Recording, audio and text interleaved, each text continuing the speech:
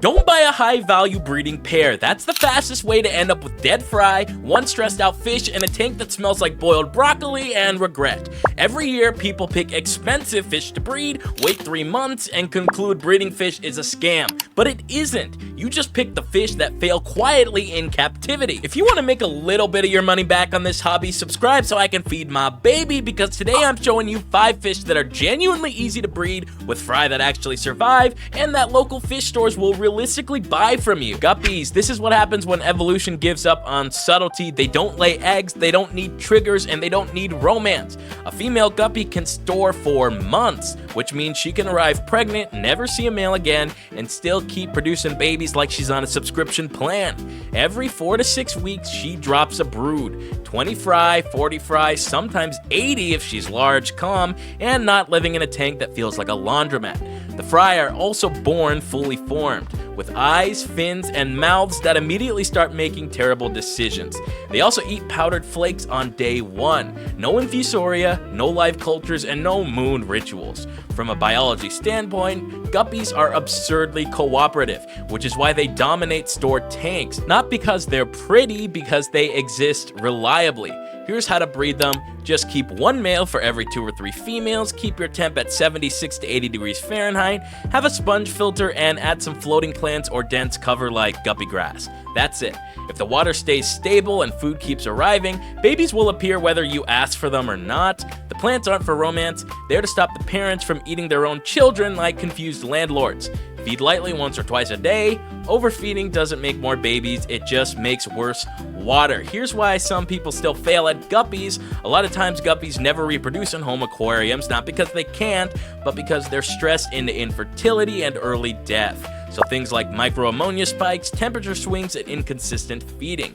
People think guppies are unkillable, but they're not. They're just polite about dying. Here's how to sell them. Call your local fish store first. Ask if they buy healthy guppies from hobbyists. Do not just show up unannounced with a grocery bag like a raccoon offering tribute. Bring juvenile guppies around 3/4 to an inch with bright color and intact fins.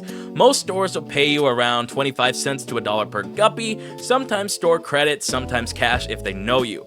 So the realistic money this can make is one trio can produce around 30 to 60 sellable fry per month, so that'll be about $8 to $60 per month from one small tank if the store actually wants them. This is not a business, this is fish paying for fish food. Endlers, Livebearers. Now endlers are what happen when guppies get compressed into a smaller file size and somehow gain superpowers. Same family, same live-bearing biology, and same monthly reproduction cycle. Just smaller, faster, and harder to accidentally ruin. That size difference changes everything though. They eat less, they produce less waste, they handle crowding better, and their fry survive stupidity at a much higher rate, which is impressive because stupidity is still doing most of the work here. A female endler drops fry every 4 to 6 weeks, usually 10 to 30 babies at a time, with smaller broods than guppies, but they do it more consistently and with far fewer catastrophic losses. The fry are born fully formed and immediately start eating whatever microscopic dust you call food.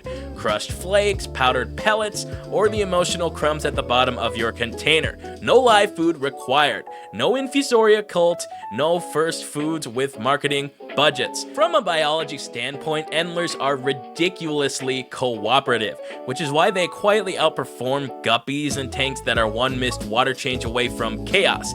Here's how to breed them without overthinking it.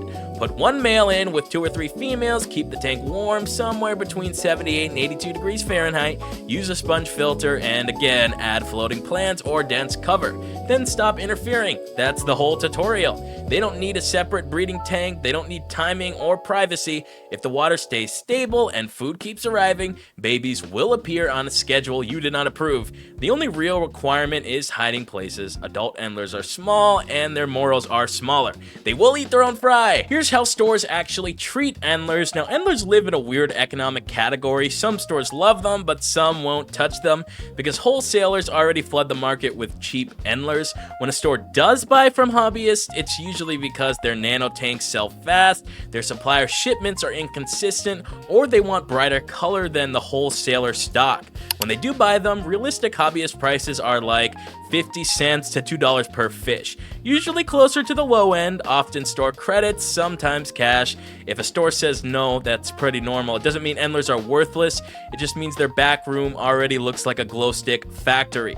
The realistic money you can make with this is a small colony can produce around 30 to 80 juveniles per month that survive long enough to sell. At conservative store prices, that's roughly 15 to 120 per month from one tank if the store actually wants them that month. That's not really income, it's a rebate program for your electricity bill, but it's better than nothing. Platies. Now, platies are not impressive fish. They look like someone tried to design a tropical fish from memory and gave up halfway through, which is exactly why they belong on this list. Platies are one of the few aquarium fish whose reproductive system lines up almost perfectly with captivity. Again, they're Livebearers, so no eggs, no incubation phase, and no parental mood swings. A female platy gives birth about once a month, usually to 20 to 50 fry at a time. Sometimes even more if she's large, well-fed, and not being bullied by the tank like it's middle school. The babies are again born fully formed. They immediately start eating crushed flakes and powdered pellets. No live foods, no special cultures, and no microscopic chef. From a biology standpoint, platies are extremely tolerant of normal aquarium conditions. As long as you have a stable temperature, stable water chemistry, and consistent feeding, that's all they care about. Which is why they reproduce so reliably when everything else in the tank just behaves normally. Here's the entire breeding setup. This is the whole tutorial. 1 male, 2 or 3 females, temperature between 76 and 80 degrees Fahrenheit, a sponge filter, and some kind of plant or floating cover. That's it. They don't need separate breeding tanks, they don't need triggers, and they don't need timing. If the water stays stable and food keeps arriving, fry will appear. The only decision you actually control is whether those fry survive, which comes down to one thing: did you give them somewhere to hide from their own parents? Because like most Livebearers, adult platies will absolutely eat their children if the opportunity presents itself and they're even slightly bored. Here's why stores keep ordering them. Platies are not a hobbyist fish, they're a retail fish. Families buy them constantly, kids point at them, and they survive shipping a lot better than guppies. They survive beginner mistakes better than a lot of pretty fish, and they generate fewer angry returns than fancy species, which is the only KPI that matters in a pet store. That's why stores restock them non-stop, not because anyone particularly loves them, but because they behave predictably in customer tanks. Here's what they're actually worth. Because wholesalers already sell platies dirt cheap, stores are not always that excited to buy yours. When they do though, real hobbyist reports put pricing around 25 cents to 75 cents per platy, almost always store credit, occasionally cash if they already know you. Some stores won't buy them at all. That's not a judgment of your fish, that's a tank space problem. So the realistic money you make from this is a small colony can produce around 40 to 100 juveniles per month that survive long enough to sell. At conservative store prices, that's roughly $10 to $75 per month from one tank if the store wants them. It's not a business, but the platies are paying for their own food and occasionally a heater replacement. Bristlenose plecos. This is where the list stops being cute. Bristlenose plecos are the first fish here that feel like you're running a tiny factory instead of a daycare. They don't scatter eggs, they don't abandon their young, and they don't need you hovering over them with a flashlight like a nervous midwife. They spawn in caves, the male traps the eggs inside, he guards them, fans them, and defends them, then herds the fry until they absorb their yolk sacs and stick to the walls like animated lint.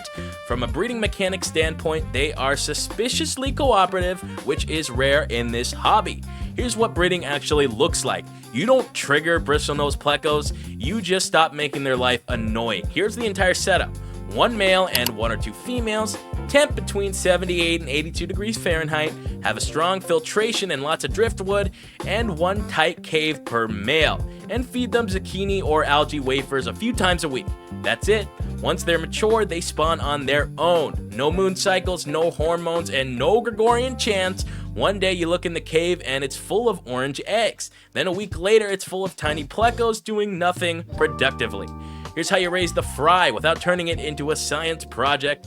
The fry eat biofilm at first, then they eat zucchini, then they eat algae wafers, then they eat everything. You don't need live food, you do not need special powders. You do need to remove uneaten vegetables before they rot and turn the tank into a bacterial crime scene though. That's the only rule. Clean water keeps spawns alive and rotting zucchini deletes them. Here's why stores actually care about these. every planted tank customer wants one. They stay small, they don't uproot plants, they don't starve, and they don't turn into monsters. They sell consistently, which means stores also restock them constantly.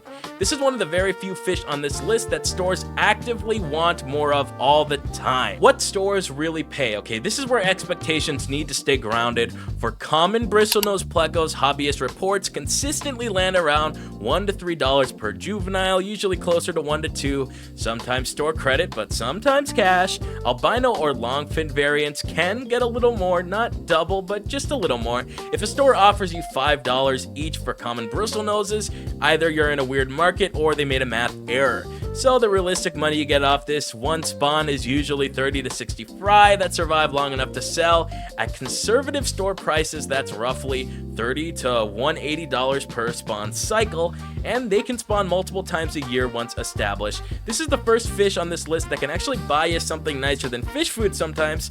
Not a car or rent, but at least a filter you didn't hate paying for. Albino corydoras. Now, albino cories are not rare or exotic, and they're not even a separate species. They're just bronze cories with one pigment gene turned off. They have the same organs, same immune system, same behavior, and same durability, but they outsell normal bronze cories anyway, because people think albino means special, which is doing most of the economic work here. Here's what makes cories different from anything else on this list. These don't give birth, they don't guard eggs, and they don't cooperate with you at all. They scatter adhesive eggs on glass, plants, heaters, and occasionally places that feel personal. Then they walk away like nothing happened. From a biology standpoint, they're seasonal spawners. They wait for cues that look like the start of a rainy season, so cooler water, fresh water, more food, that's the entire trigger system. So here's how you actually get them to spawn. This is the whole method.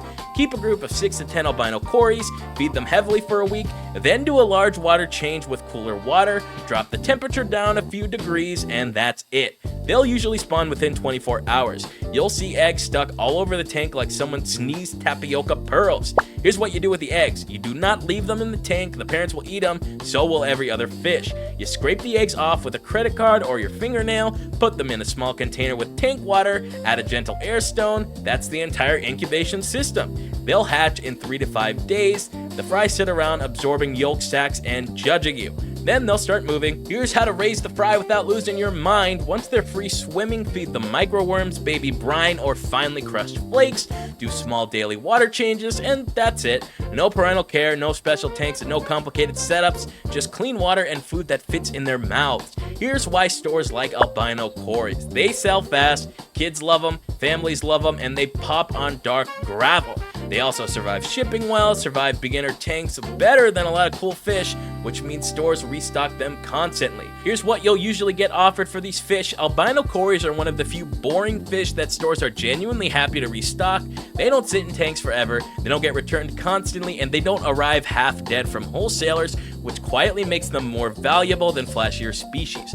When a store actually needs cories and your fish are clean, healthy, and already at a good retail size, hobbyists consistently report offers landing around $1 to $3 per fish, usually closer to $1 to $2, sometimes higher if the store is short on stock and your timing is perfect.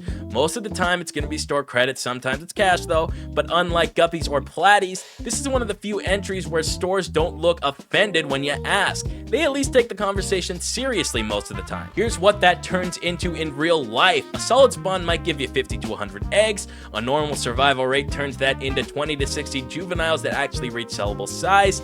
At realistic store prices, that's going to be roughly $30 to $150 per spawn cycle, and albino cories don't just spawn once. Once a group gets into rhythm, they'll do this multiple times a year with very little extra effort from you. So this isn't side hustle money, but it is one of the only fish on this list that can realistically pay for its own food, pay for its own electricity, pay for its own test kits, and occasionally fund something you actually wanted, which makes albino cories one of the few entries here that feels genuinely worth the space they take up, not because they're exciting, but because for once, the biology and economics are on the same side. Okay, before someone types "what about bettas" in all caps, here's why some fish didn't make this list. Not because they're hard to breed, but because they behave badly in captivity or in the marketplace. Bettas take constant intervention, have low survival, and most stores won't buy hobbyist stock. convict cichlids breed too well, become worthless, and stores are already drowning in them. Rare plecos grow slowly, fail often, and only sell to niche buyers. And cherry shrimp aren't fish, the market is saturated and stores lowball. All of these look profitable on paper, none of them behave profitably in real life though. If breeding fish were actually about rarity, every local fish store would be bankrupt. They aren't. They're held together by guppies, endlers, platies, plecos, and cories. By fish that don't care about your ambitions, only about whether the water is stable enough to keep existing and the food keeps showing up on time. None of these are glamorous, none of them are gonna make you rich, but all of them reproduce reliably, survive tanks, and move through stores consistently. If you want to keep learning, check out the video on screen. I'm Art Gills, and I'll see you in the next one.